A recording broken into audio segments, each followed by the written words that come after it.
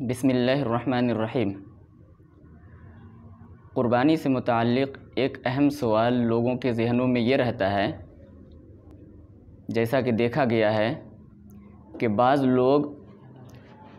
لوگوں کے گھروں میں اگر شوہر قربانی دے دے تو بیوی پھر قربانی نہیں دیتی،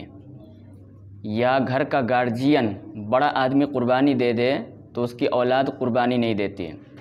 جیسے باپ اگر قربانی دے دے تو بیٹا سمجھتا ہے کہ اب مجھے قربانی دینے کی ضرورت نہیں ہے،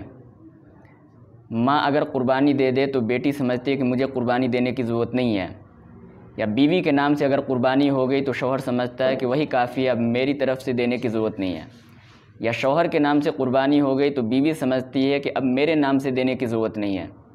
حالانکہ میرے دوستو، یہ بات بالکل غلط ہے۔ قربانی ایک عبادت ہے، جس طرح سے نماز روزہ ایک عبادت ہے، جس طرح سے نماز اگر باپ پڑھ لے تو بیٹے کے ذمے سے ساقط نہیں ہوتی، شوہر پڑھ لے تو بیوی کے ذمے سے ساقط نہیں ہوتی، بلکہ شوہر کو پڑھنا الگ ضروری ہے، بیوی کے لیے پڑھنا الگ ضروری ہے، باپ کے لیے پڑھنا الگ ضروری ہے، بیٹا کے لیے پڑھنا الگ ضروری ہے، ماں کے لیے پڑھنا الگ ضروری ہے، بیٹی کے لیے پڑھنا الگ ضروری ہے۔ ایک کے پڑھنے سے دوسرے کے ذمے سے ساقط نہیں ہوتی۔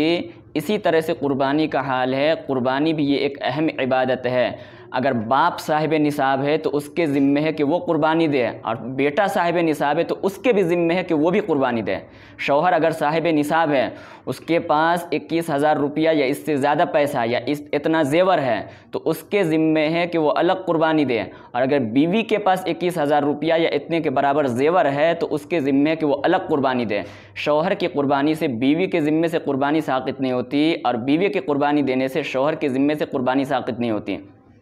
عام طور پہ اس مسئلے میں لوگ غلط فہمی کا شکار ہیں، اور ایک گھر میں کئی لوگ صاحب نصاب ہوتے ہیں، بیٹا الگ کما رہا ہوتا ہے، باپ الگ کما رہا ہوتا ہے، اور صرف ایک آدمی قربانی دے دیتا ہے، سمجھتا ہے کہ گھر کا گارجین قربانی دے دیا، اب دوسرے لوگوں کو قربانی دینے کی ضرورت نہیں ہے۔ حالانکہ یہ بات بالکل غلط ہے۔ جتنے لوگ گھر میں صاحب نصاب ہوں گے، ہر ایک کے ذمے الگ الگ قربانی لازم ہوگی، ایک کی قربانی دینے سے دوسرے کے ذمے سے قربانی ساقط نہیں ہوگی۔